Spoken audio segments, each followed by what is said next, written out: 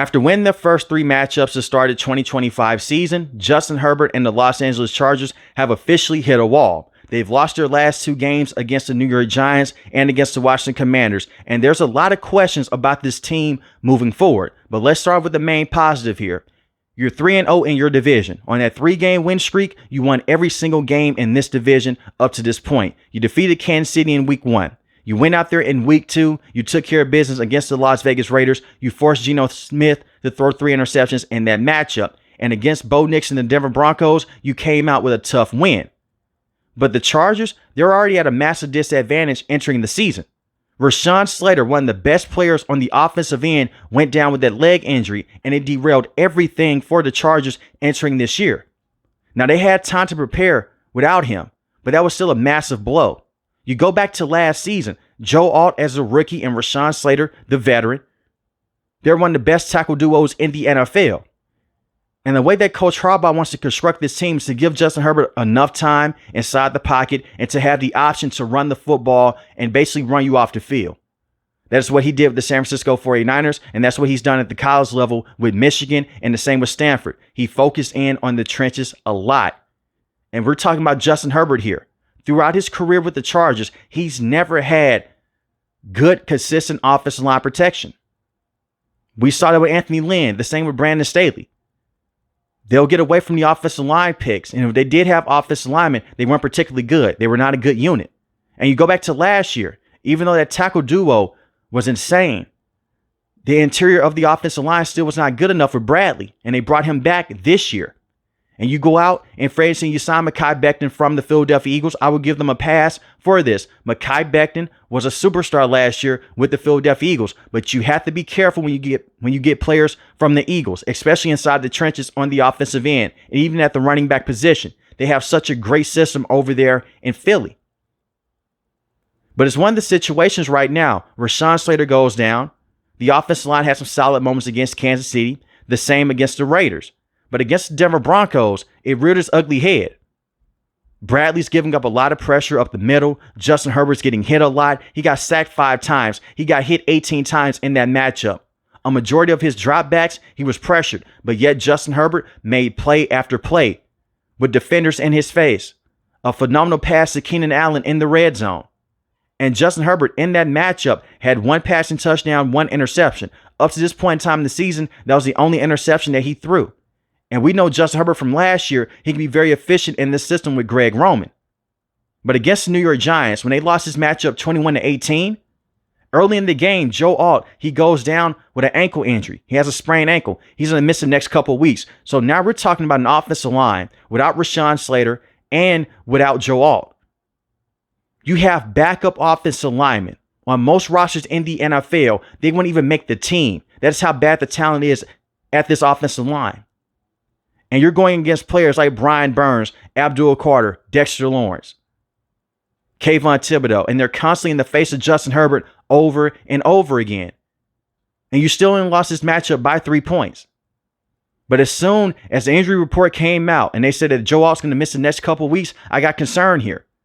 But at the same time, late as the game went on, and especially late in the game, Greg Roman was making a lot of decisions. He was making a bunch of plays that he wouldn't make with the Chargers, and the same with Lamar Jackson in the past when he was the offensive coordinator. He was moving the quarterback off the spot over and over again. But it's only so much that you could do when your offensive line talent is that bad and you're going against a ferocious front seven like the New York Giants. So that was a loss. And your defense tried to help you out in that matchup. And we'll talk about the defense here in a second.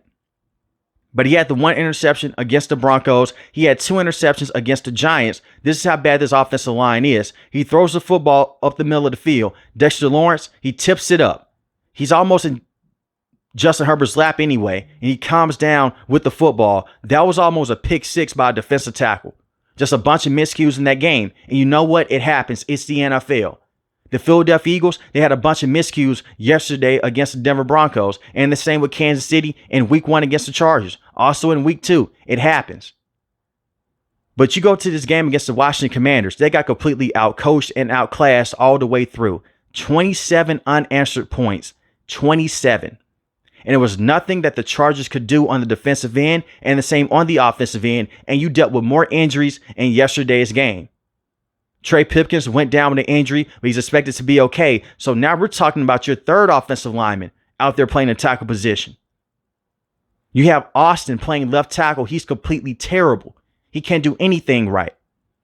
And I don't want to come on here and just be very harsh to these offensive linemen. It's the reason why they're second and third strings. They're not good. If they were any good, they would be elsewhere in the NFL being starters, or they would have been starters with the Chargers in the first place. But I do have some critiques here with Coach Harbaugh and the front office. They were so cheap this year in free agency. Yes, you brought in Najee Harris, who's a very good running back coming over from the Steelers. He tore his Achilles against the Denver Broncos, and you drafted an offensive player in the first round in Marion Hampton, who was a very good running back. He went down an ankle injury against the Commanders as well. He was seen in a walking boot coming out of the locker room. That's not a good sign. But if you listen to this channel for a very long time, you guys know how I feel about selecting running backs in the first round. If you have a very good offensive line, you have very, very good wide receivers and a strong defense, draft your running back in the first round. But we've seen running backs go in the third, fourth, fifth, sixth, and seventh round, and they become very good players at this level. You did not need to draft a Marion Hampton in the first round. Bradley was such a terrible center last year, and I know that they want to bring him back to be this veteran, a guy in the locker room because he's a locker room leader. He stuck up for Justin Herbert last year against the Saints when he was getting gator rolled. I fully understand that. The character is there. But Bradley as a player, he's not good enough. And Coach Harbaugh and Greg Roman in the front office, they understood that, and yet you re-signed this man to play the center position. He's not good. Why not go out there in the first round and select an extra offensive lineman with that pick and bring someone else in? And I know that it's easy to say that right now, but I still had the same critiques a couple of months ago. And I like a Marion Hampton. He could be a franchise running back with this roster. But the problem is this: how good can a running back be with a bad offensive line? And this is an offensive line that was still questionable even when you had Rashawn Slater, Joe Alt, and Mekhi Becton because of Bradley in the left guard position. You want to solidify your offensive line, and then you can draft your running back in the second, third, fourth round. But they didn't do that. And I have to give a lot of criticism here with that decision. Bradley has been one of the worst offensive linemen at his position for a very long time, and yet he is still in the NFL as a starter. I just don't understand. This is why the Carolina Panthers moved off him a few years ago. He is not a good center. He allows a lot of pressure. Now Justin Herbert cannot step up inside the pocket. He can't move around because of how bad the entire offensive line unit is, and a lot of it is because of injuries. But you could have did a better job with preparing for this. And even if they would have drafted an offensive lineman in the first round, if he would have went down to injury, you would have been in a similar situation. So I understand that injury is majority of the problem here. But you still should have went out there and just tried to solidify the interior of this offensive line and pair those players up with Rashawn Slater at the time and Joe Alt. The wide receiving core has played very well with Keenan Allen. Now has over 1,000 receptions in his career. Phenomenal football player. He's still one of the best route runners in the game. Quentin Johnson has turned a corner for the better. I know that he had a fumble yesterday against the Washington Commanders. I'm not going to dock him for that one play. This man has been very good and been very consistent this season. He had a problem with catching the football over the last 2 years. He bounces back this season so far. Has been a very good deep threat and has been a very good for sure-handed wide receiver underneath. And Ladd McConkey is still one of the best wide receivers in the game. It's taking some time to get going, but he's getting a lot of attention right now. And it's freeing up Quentin Johnson, and the same with Keenan Allen. But this offense cannot work if the offensive line cannot stay fully healthy, and they need Joe Alt back as soon as possible. Now, this should work into the Chargers' favor. They face the Miami Dolphins this upcoming week. That should be a win for the Chargers. Then after that, you have a gauntlet if your offensive line is not fully healthy. You face the Indianapolis Colts. They're one of the best teams in the AFC as I record this video. Then you go against the Minnesota Vikings. They have a ferocious front seven. You face the Tennessee Titans. That should be a win. They're one of the weaker teams in the NFL. You face the Steelers. That may be tough for you because of TJ Watt, Alex Highsmith, and Cameron Hayward.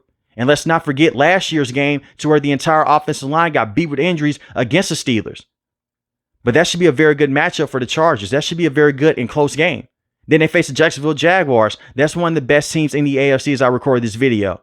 You face the Las Vegas Raiders. That should be another win for the Chargers. Then the Philadelphia Eagles, and then Kansas City. So you have some winnable games here. But it does come down to the health of these offensive linemen, and can they do a better job of scheming up protection around Justin Herbert? And I know that Greg Roman, he's getting a lot of criticism right now because he called a lot of screens yesterday against the Commanders. It's only so much you can do. They can't call those long developing routes down the field like how they did in week 1 against Kansas City and what they did in week 2 against the Raiders. You have to take a bunch of short passes underneath. Now, the one thing that Greg Roman should do is have those wide receivers cross linebackers and safety faces the entire game. Take the game plan that Kyle Shanahan had for Mac Jones and what he's done in the past with Jimmy Garoppolo and implement that game plan. A bunch of quick game over and over again. Get that football out as quick as possible. And Justin Herbert has the wherewithal. He has the talent. He's one of the most talented quarterbacks in this league to where he can make a bunch of plays in the intermediate routes if you try to sit on top of the wide receivers. The one thing that Coach Lombardi did get right, even though he was a terrible offensive coordinator, in my opinion, he took a bunch of shots underneath. It was a dink and dunk system. And sometimes it worked. But when you look at how bad this offensive line is because of injuries, you have to take those shots underneath and take what the defense gives you and hope your playmakers can make some plays in space. You have to lean on your wide receivers underneath. And it was situations yesterday to where guys were getting open. They just dropped the football. The tight end was 4th and 1. The communication wasn't there. And this was such a frustrating play. You have Justin Herbert looking over at Coach Harbaugh, and Coach Harbaugh has his hands up. And you go for it on 4th and 1. They rush the situation. He gets the ball to the tight end. He drops the football. They weren't prepared for that situation. That is very rare for a Coach Harbaugh team, and especially for Greg Roman as an offensive coordinator. They need to clean those things up. But the Commanders, they deserved to win yesterday, despite the injuries on the offensive side, because the defense here with the Chargers, they've taken a step back. I still love Jesse Minter as a defensive coordinator. I still think one day he will be a head coach. But the biggest problem I have with this defense, they're so conservative. And when you have those light boxes, what quarterbacks are now realizing, we can take off and run. You allowed a lot of rushing yards to Bo Nix, the same with Patrick Mahomes, and the same with Jaden Daniels yesterday. You've given up the most rushing yards to quarterbacks so far in the NFL this year. They can't stop those scrambling quarterbacks. And if you go against a quarterback like Patrick Mahomes again, and the same with Josh Allen, they're going to exploit that. They're going to run on your defense over and over again. And you try to fill in the box, they may kill you over the top. So that 3 safety look, it does work against quarterbacks like Geno Smith, who loves the deep ball. And we've seen them feast on quarterbacks like this. The same with Bo Nix. They frustrated Patrick Mahomes in week 1. The same in week 2 against Geno Smith and the Las Vegas Raiders. But you have to go out there and switch things up. And we've seen Jesse Minter do this before. He did it last year. You have to contain the quarterbacks here, and the contain coverage on the outside has to be better. Now, another part of this story is the fact that Khalil Mack has missed the last couple weeks dealing with an elbow injury. We don't know when he's going to return. Coach Harbaugh never went into deep detail about his injury, which is smart, by the way. You want it to be a surprise when he comes back so the opposing team cannot prepare for him. But I believe that this injury is very serious because they placed him on IR. And right now you're dealing with Thule and the same with Bud Dupree. Not bad edge rushers, but Khalil Mack is still that special veteran that you have in terms of stopping the run on the outside and going out there and basically doing everything that you can to seal off that edge. And I just got a report live here. Marion Hampton will miss the next 4 games. He's been placed on IR. Back to the offense here for a second. So Hassan Haskins will be your starting running back. That's a very interesting situation to say the least because Najee Harris went down with that torn Achilles injury. That really sucks for Marion Hampton. Because he started coming to his own as a very good explosive running back coming out of the backfield, catching the football, and even finding those creases. And he had a very good game against the New York Giants, where he had 12 carries for over 100 rushing yards. And he's had over 100 yards from scrimmage within the last couple of games. So that's just a tough situation on the offensive end. So add that to the injury report. But back to the defense here. They have to be better against stopping those rushing quarterbacks. And until you can figure that out with your front 7, you're going to be in a bad situation every single week. Because if it's 3rd and 5, and they don't really put up quarterback spies. That's the one thing with Jesse Minter. He's not going to put up a spy. So a quarterback like Jaden Daniels, he could take off. They run read option, they will gas you with that run over and over again. But besides that, this defense is still going out there and they're having good production against the pass. Dante Jackson has been a very good cornerback with the Chargers. It's nice to see him turn his career around. He dealt with so many injuries with the Carolina Panthers, had a very good year last year with the Steelers, is looking very good with the Chargers. Derwin James, very good safety. They put him inside the box. He can tackle, can make plays on the football. Gilman, Molden at the safety position, playing alongside him, and you have Cam Hart. I don't hate the defense. I'm just tired of seeing quarterbacks go out there and run around. And that's what happened with the New York Giants. Jackson Dart's just running around over and over again. He had 54 rushing yards in that matchup. And you can't make the excuse that they didn't have film on him. But at the same time, you can go back and look at Ole Miss. Go back and look in the preseason. That kid loves to run. And it's not helping that your offense cannot go out there and score over 10 points now because it's the only amount of points you scored against the Commanders. So your defense is constantly on the field. So they have to make some more adjustments here. But injuries right now, they're holding this team back. Personally, I think that the Chargers will shake back over the next couple weeks. It may be ugly here. They may have a below 500 record within the next couple weeks. But if you get Joe Alt back, you get some of those players back to help out Justin Herbert, you should be fine. But it's the reason why I'm not a big fan of drafting running backs in the first round. Look at the Raiders with Ashton Jeanty. The offensive line isn't good enough, and he's struggling right now statistically. But on the field from the eye test, he looks very good. And the same with Marion Hampton. And I want to drive this point home. I'm not saying that Marion Hampton is a bad player and they shouldn't have even thought about drafting him in the first round. He has the potential to be a generational talent at that position. But you have so many other holes on this roster to where you fill in those needs and you can bring in another running back to help you out.